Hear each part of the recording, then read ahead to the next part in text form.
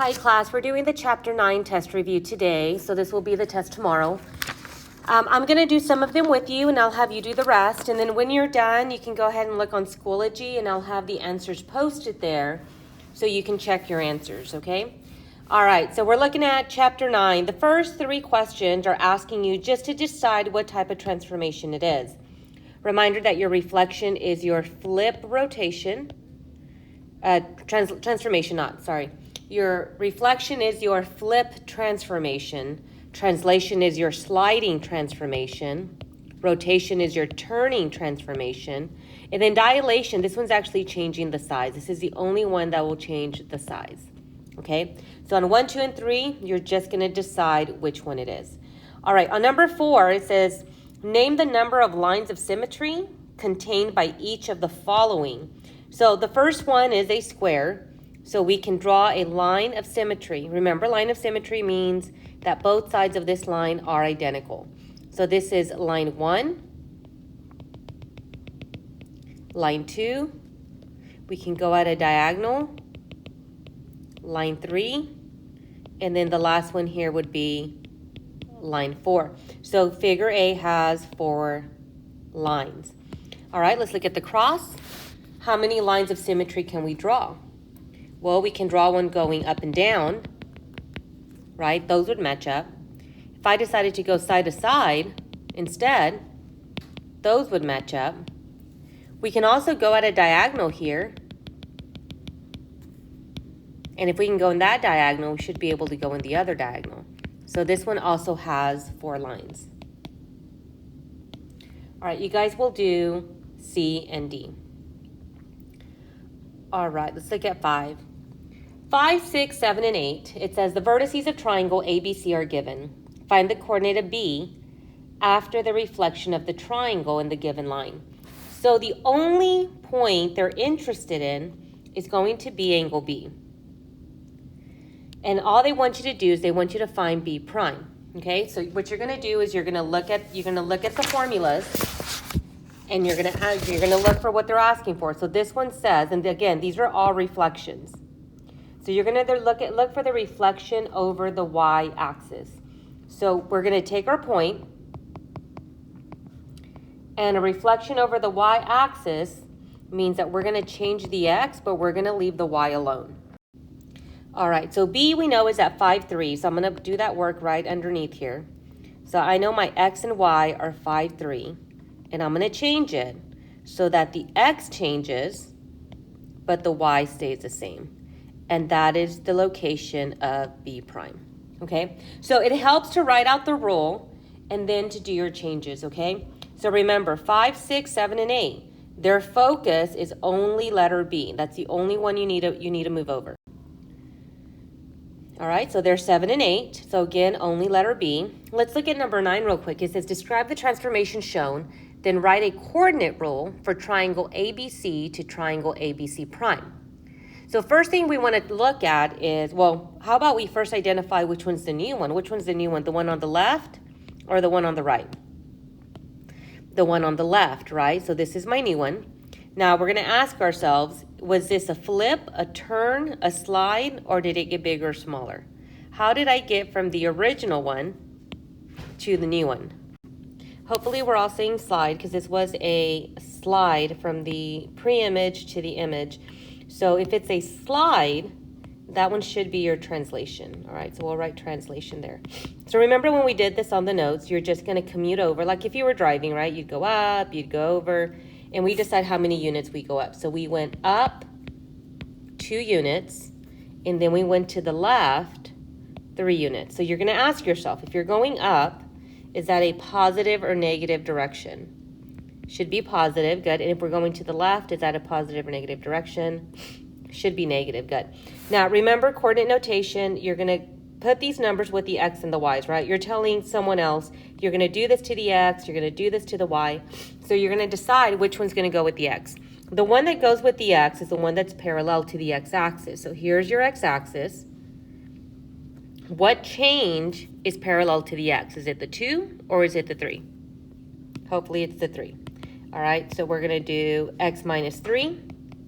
So then this should be y plus 2.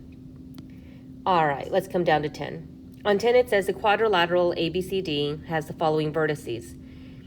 It's graphed below. It says find the vertices of each point after the translation where x and y will change, x plus 3 and y minus 3. All right, so we're going to write the coordinates here. You guys have room down here, so let's go ahead and just write them all down. So you're going to start off with A is at -2, 6. B is at 2, 4. C is at 2, 1. And D is going to be at -2, 3. All right, so this is your x and y. You're going to transform it so that you add 3 to the x and you subtract 3 from the y, because that's what the directions are asking you to do. All right, from here, it's just a substitution. So you take your x, which is the -2, and you're going to add it to 3. You take your y, which is a 6, and we'll subtract it from 3. The outcome is our answer. So for A prime,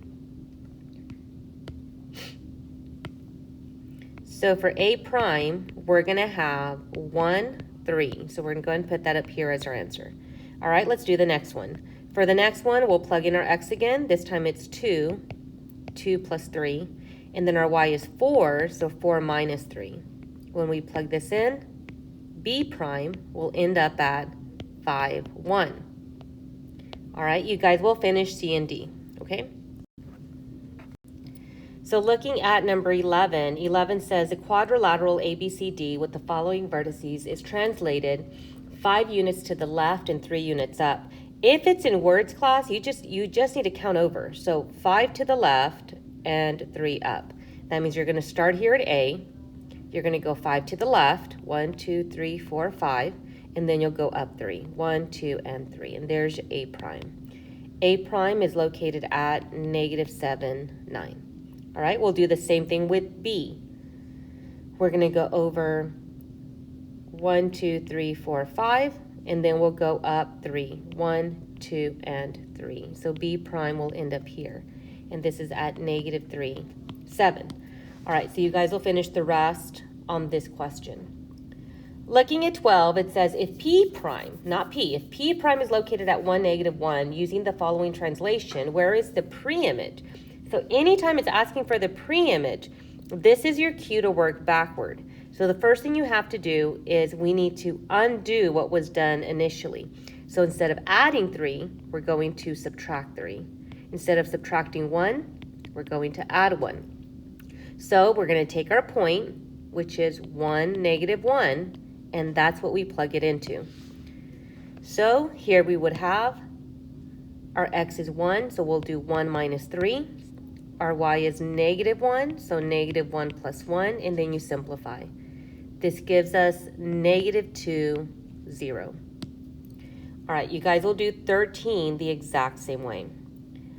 All right, let's come down to 14, 15, and 16. 14, 15, and 16 are rotations, but unlike the other set we looked at, these are all looking at different letters. So let's go ahead and find all those points together so that we're all using the exact same points. All right, let's look at A. Let's see where A is located at. A is located at 2, -6. B is located at 6, 6. And D is located at 2, -1. And these are the only 3 you need. So like I said before, you'll look at your formula chart. You need to find the rule and you need to write it down. So here the rule for 180 is to take the x and y, and with the x and y, all we're going to do is change the x and change the y. So this is looking at A. So we're going to get our coordinate of A, which is 2, -6, and then we apply the change. So here the change comes out to be -2, +6, and that's your answer. Okay, so it's just a matter of finding our formulas and applying them. Our next set of questions is looking at rotational symmetry. This is when we use that small paper. Remember, we traced it and we tried turning it to see how many times we can stop. So the heart has a line of symmetry. If I asked you for a line of symmetry, this would have one line of symmetry, right? But that's not what we're looking for. We're looking for rotational. So the question is, can I turn this heart and it look identical to its sitting position if I was to turn and stop at any point? And there isn't, right? We can only go all the way around at 360 degrees. So then this one has no rotational symmetry. All right, look at the H. The question is, can I turn it and stop it? Okay. And this one here would be yes, we would have a rotational symmetry of 2. All right, let's look at the next piece. The next piece is dilation. Remember, dilation is changing. So on your formula chart, you see that dilation tells you that you're taking your x and y and you're multiplying the k by x and the k by y. So this is just a multiplication problem. So we're going to look for a first. A is located at -8, -2. Your scale factor is just a half. So you're going to multiply a half by -8 and then a half by -2. Remember, it's just half of your number. So what is half of -4? -8. It's -4. Sorry, I was already giving you the answer. And what's half of -2? -1. Good. So our answer here is -4, -1. All right, you guys will finish off B. 22. It says in the diagram below, the perimeter of PCT prime is 25. Determine the perimeter of triangle PCT. So remember, when you're looking for scale factor, you always do your new over your old. So here's the new. This is the center dilation. C to P prime is 5. And then from center dilation all the way to the original P, to the pre-image, you have to add your numbers. This is 10. So you always need to try to reduce. Sometimes it will reduce, sometimes it won't.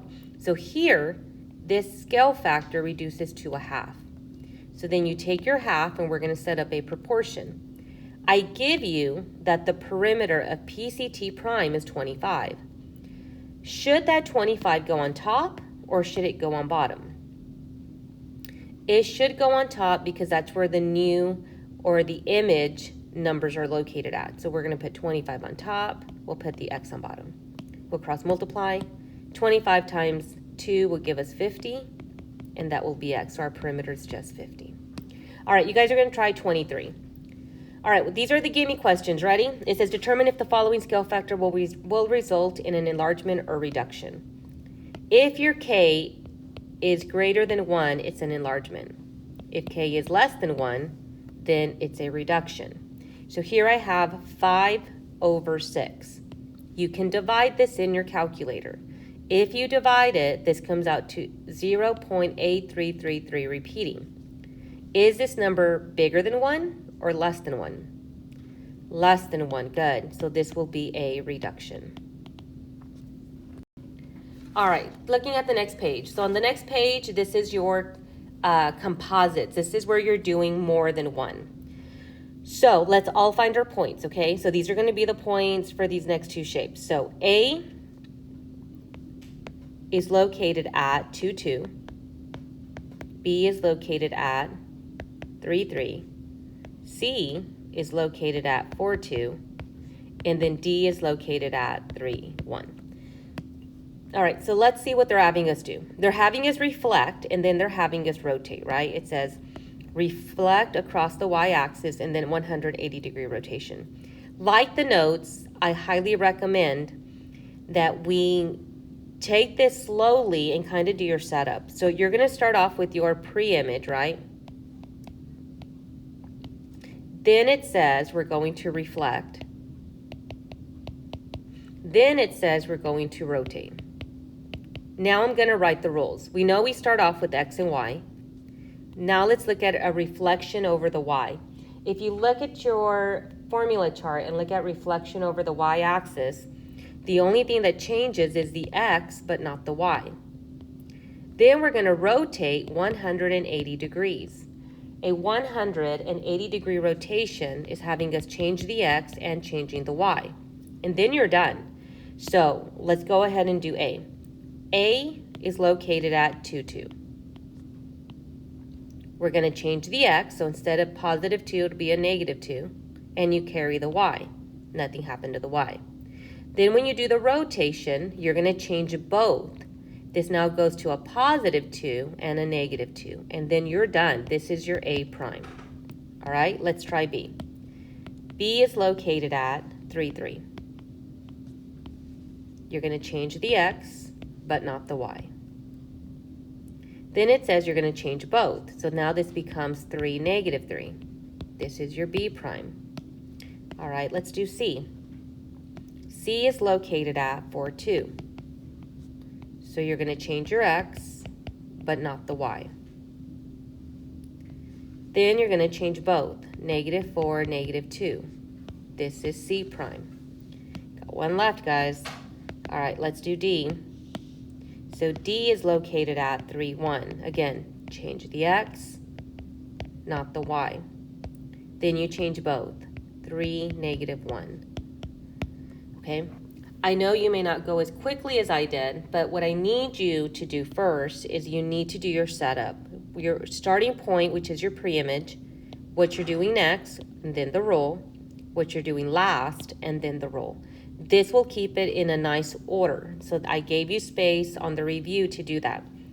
Once you're done, we're just going to write our points up here. So this should be 2, negative 2, 3, negative 3, 4, negative 2, and 3, negative 1. All right, when you're ready, you guys will do that the one at the bottom. All right, last one I'm doing with you. So when we're working backward, it says point S is translated 4 units to the left and 5 units down. This is the first thing they did. Then they're reflected across the y-axis. That's the second thing they did. And they ended up at negative 1, negative 4. So you're going to go backward. You're going to undo all of this that they did. So instead of being the second step, your first step is going to be to reflect across the y-axis. So just like the last one, you're going to start off with your pre-image. Then you're going to reflect. And then you're going to translate.